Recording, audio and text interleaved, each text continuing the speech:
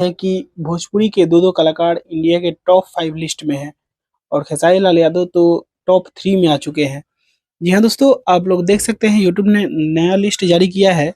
उसमें तीसरे नंबर पे खेसारी लाल यादव हैं और खेसारी लाल यादव के ठीक नीचे पवन सिंह है चौथे नंबर पे और शिल्पी राज है 7वें नंबर पे।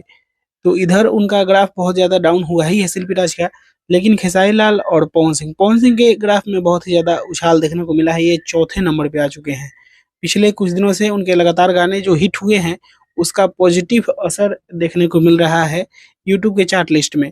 लेकिन अभी भी खेसारी लाल यादव से नीचे है, तकरीबन 65 है।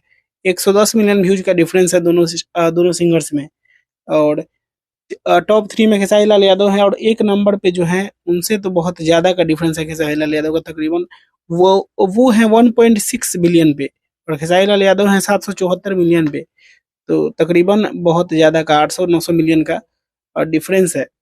नंबर 1 पे जाना तो बहुत ज़्यादा मुश्किल है, लेकिन टॉप 3 में हैं और टॉप 5 में भोजपुरी के 2 कलाकार हैं। ये अपने आप में बहुत बड़ा बात है। बाकी दोस्तों इसके बारे में आप लोग क्या कहना चाहते हैं कमेंट बॉक्स में बताइएगा।